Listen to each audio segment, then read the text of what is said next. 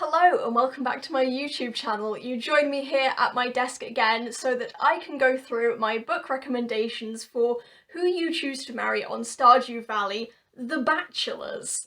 So I already put out a video going through the bachelorettes of Stardew Valley, so if you choose to marry the female characters when you play Stardew, go check out that one for my recommendations there. I had a great time with that one.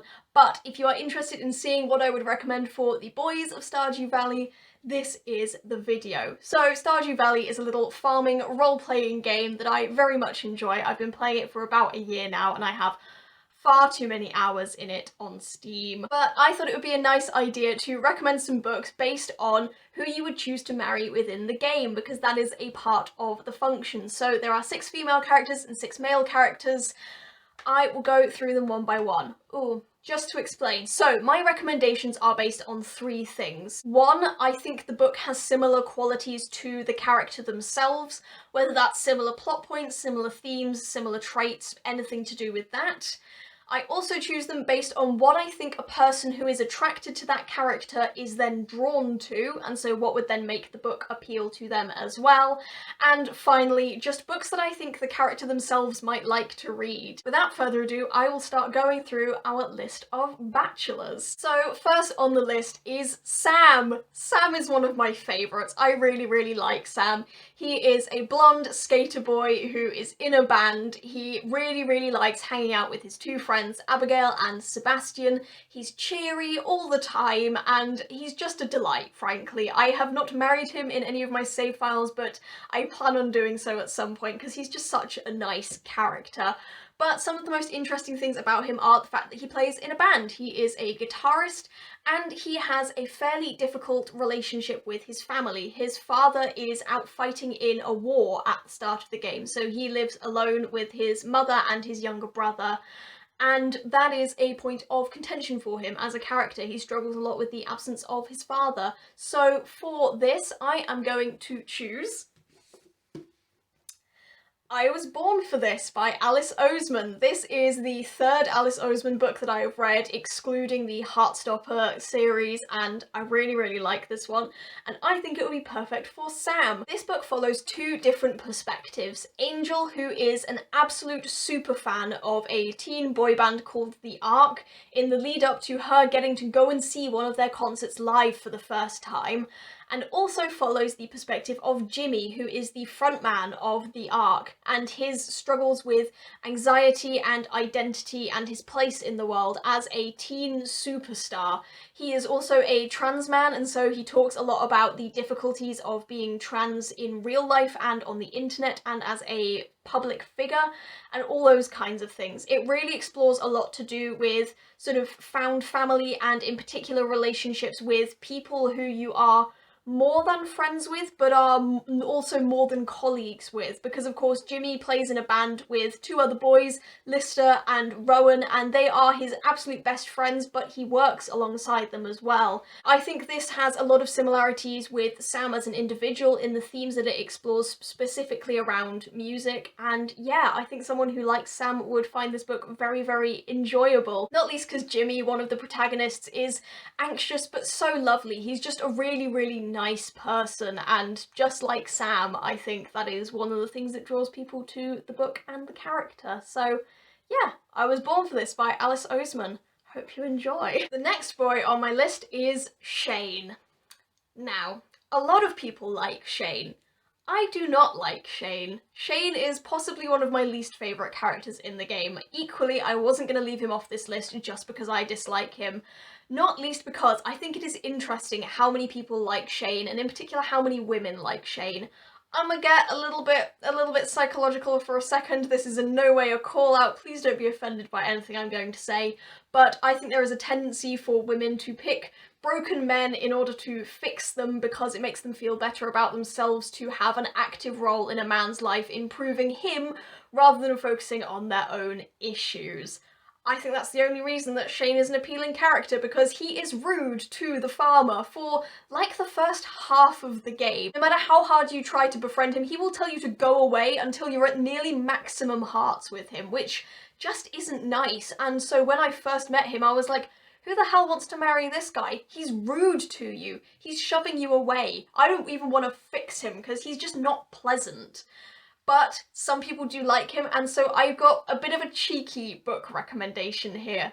So, briefly, Shane as a character has a lot of issues. He is an alcoholic, he has very, very low self-esteem, and one of the plotlines with his character is a suicide attempt that the farmer helps to save him from. So the book that I have chosen for Shane and for lovers of Shane is The Midnight Library by Matt Haig.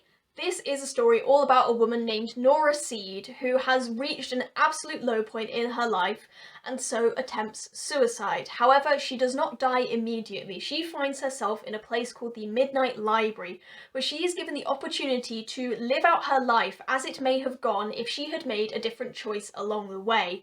So she chooses things ranging from if I had married my ex-boyfriend to if my cat hadn't died that afternoon, to what if I had gone and trained to be an Olympic swimmer. All these different options, she explores all of them and ultimately comes to a rather profound and beautiful conclusion.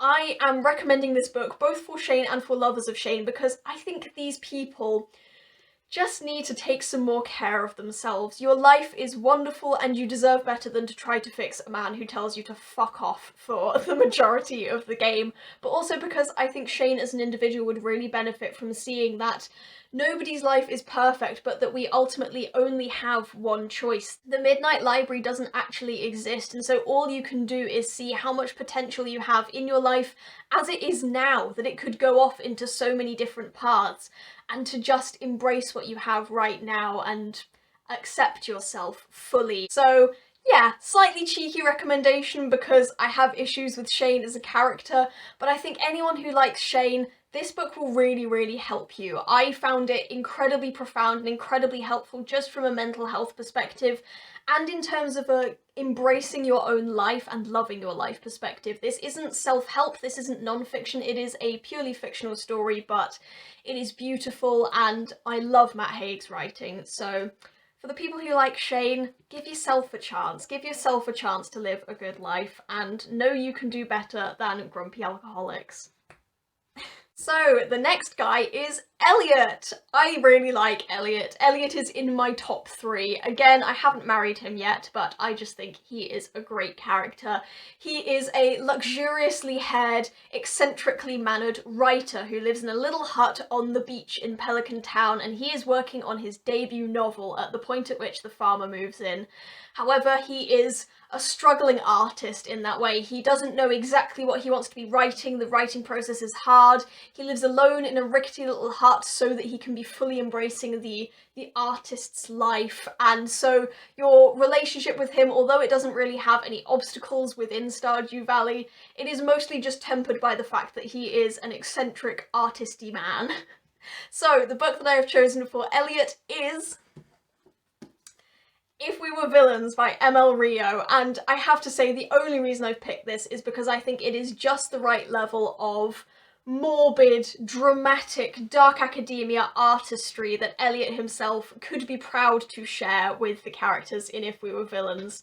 I've talked about this book a couple of times now in various videos, but this is the story of Oliver Marks, who 10 years prior to the book's beginning was arrested for the murder of one of his classmates. However, when he is released from prison, the old detective who helped to put him away just says, "I don't think you're the one who killed someone. Tell me exactly what happened." And so Oliver walks him through his final year at Delica College, studying Shakespeare so intensively that he and his classmates may have ended up embodying their roles a little bit more than intended. It is gripping, it is moody, it is atmospheric, it is so dramatic and so laden with Shakespeare, and I think Elliot would adore reading this and imagining himself as one of the characters in it. Yeah, I think if you like moody, pretentious, arty people, you're gonna like this. You're gonna like Elliot. So I adore this book. This is one of my favourite books ever. So please just read it anyway, even if you have no inclination towards Elliot, because it's spectacular, especially if you like Shakespeare. Oh my god, I love the Shakespeare in this. But yeah, Cheers to that. If We Were Villains by ML Rio. Read it, please. So the next character is Alex. Now, Alex is the character that I struggled most with for coming up with a book that I would recommend to him and lovers of him, because Alex is a jock. He is a sporty guy. He plays a sport that I can't remember the name of, but it's made up for the Stardew Valley universe. And he is intent on going professional with it. He wants to play at a nationwide level, and it is everything to him that he could be the best player of this sport.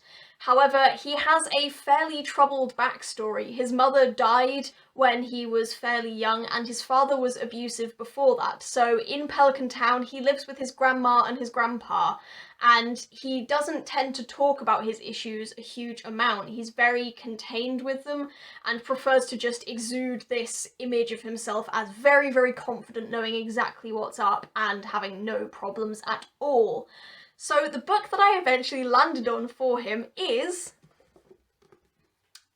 None of the Above by I.W. Gregorio. Now, let me explain this. This is the story of Kristen Latimer, who is the queen bee of her school. She is homecoming queen, she has a perfect boyfriend, she has a running scholarship to take her to the university of her dreams. Everything in her life is going perfectly, until she attempts to have sex for the first time with her boyfriend, and a doctor's visit afterwards confirms that she is in fact intersex. She has AIS, and so although she appears to be very much biologically female, she actually has testes and does not have a typical female reproductive system, and her whole life is turned on its head when her classmates find out and the news goes around her school.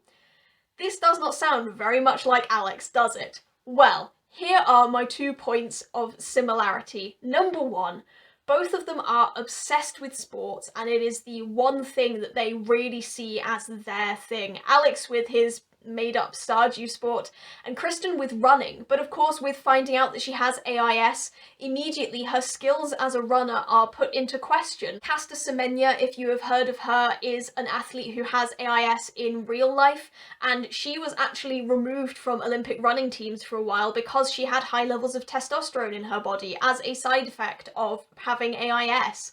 And so Kristen experiences the same thing, where she is kicked off the running team and all the records that she got for her school are suddenly thrown into question because would she have done so well if she hadn't had AIS? I think this defining factor of both characters being something as potentially fickle as sporting ability is a really interesting aspect of both of them, not least because, of course, both of them have so much more going on under the surface. And both of them have dead mums. Kristen really struggles with not having her mum with her while she is trying to sort out this AIS diagnosis.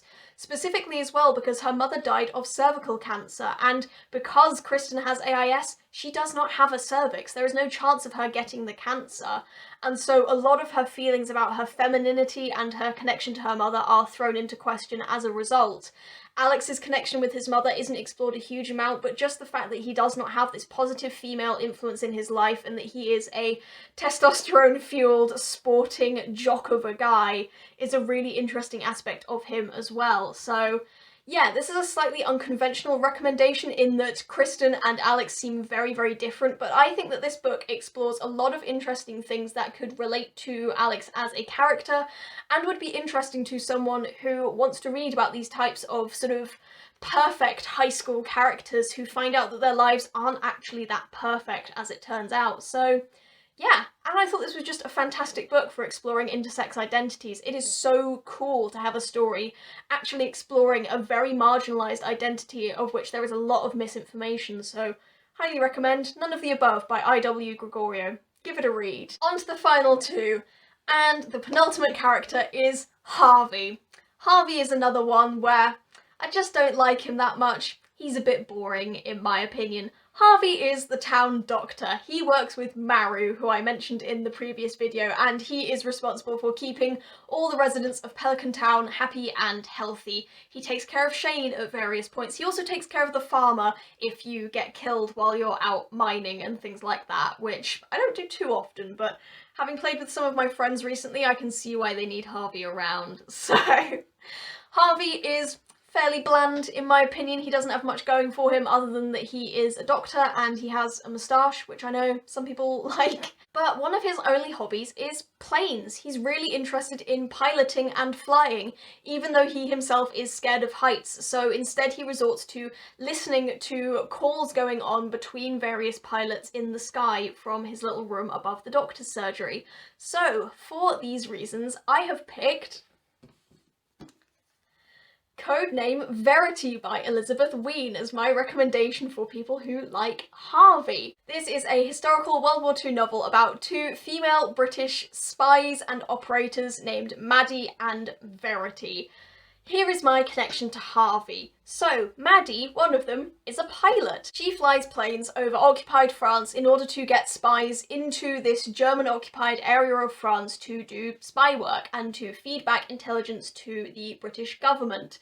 She is a very, very skilled pilot, and through Verity's side of the story, we also hear a lot about the two of them as they went through all their training to be part of Britain's intelligence operation. So a lot of plane details for our plane-obsessed boy Harvey, and I think he'd really enjoy learning about sort of military efforts with planes as well.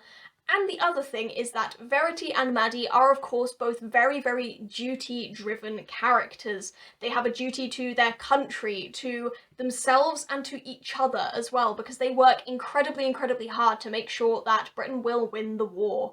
And Harvey is a doctor, so not quite the same as getting shot at over occupied France, but of course his job is to do with saving lives, keeping people safe, making sure people are healthy, and I think because he's such a driven character, that is something that people really, really like about him, and so reading about these two very, very driven women working in World War II would be incredibly inspiring for him. A point of similarity as well. This is just a heartbreaking, beautiful book as well, and I can just imagine Harvey listening to it as an audiobook while sobbing his eyes out as he gives George yet another aerobics test. So yeah, another slightly off-piste recommendation, but again, I can only really recommend books that I have read, and I only read a certain scope of books. So from the things that I have read and have enjoyed, I would say that Codename Verity is the one for Harvey, and just a spectacular book as well. And finally, I have saved the best till last. The final bachelor is Sebastian. Sebastian is my favourite of all of the bachelors. I have married him in every single save file that I have done so far, because I like him moody, I like him edgy. It's an unfortunate trait of mine, but I like edgy emo boys. He lives in his mother's basement at the carpentry shop on the mountainside near Pelican Town. He works as a computer designer and he is really, really interested in video games. He is also in Sam's band alongside Abigail, and he likes playing Dungeons and Dragons, or the Solarian Chronicles, as it is called in Stardew Valley. Point being, he's a big old nerd, he likes his sci-fi, he likes his fantasy, and he has a lot of very melancholic thoughts about where his life is going. He's very emo. He likes standing at the edge of the beach while it's raining and talking about how at least he is comforted by the sight of the rain. So for him, I am going to be choosing Scythe by Neil Shusterman. Because Sebastian is so existential and he thinks a lot about the way the world is going and the way that his life is going, I thought that a bit of sort of not quite speculative but fairly dystopian, futuristic sci-fi would be right up his alley. Scythe is a series, although I am only recommending the first book, all about two people named Citra and Rowan who have been chosen to become scythes. In this future setting, death has been eradicated. Humans now no longer die, but in order to keep the human population at a reasonable level, people are trained to be scythes, whose job it is to go around and essentially keep the population at a reasonable level by killing them. So there is a lot of philosophical and moral debate about whether or not it is right to take people's lives, about who should be trusted with that job, and the manner in which they should be conducting both themselves and the work. And it follows Citra and Rowan as they undergo their training to become scythes, as a huge divide arises between the scythe faction, and people have to start choosing their priorities when it comes to how the world in which Scythe is set is run and how things can work. This is one that I picked mostly because I think that Sebastian would be fascinated by this. I think this is the kind of book that he would absolutely devour, and I really, really like this. I don't read a huge amount of sci-fi at all. I read it even less than I read fantasy, and yet this really, really interested me, and I have read the other two books as well, and I devoured them all in single sittings because, oh my god, these books are just tantalizing. They're so interesting, and yeah, I think Sebastian would like them too. So if you want to relate to our edgy, philosophical, nerdy boy a bit, let's talk about vague, futuristic philosophy around death. So yeah, Scythe by Neil Shusterman, give it a read. And there we have it. Those are the 6 books that I am recommending to go with each of the 6 bachelors in Stardew Valley. I hope this was interesting because I had such a blast putting together my lists for both this and the Bachelorette's video. It was so cool to think about what books I would recommend both to lovers of these characters and to the characters themselves, and to work out what it is that people are attracted to in these characters, because there is something that means people want to marry them, and that must be able to be found in other places as well. So yeah, I hope this was interesting. I hope you enjoyed it. Please like this video if you did, and comment down below, what would you recommend to the various bachelors or to people who like the various bachelors, because I think this is such an interesting way of coming up with really off the wall and out there recommendations. So if you have any of your own, please do share. I would love to read some of them. Yeah, thank you for watching. Feel free to subscribe if you want to see more of my bookish content, and I will see you next time.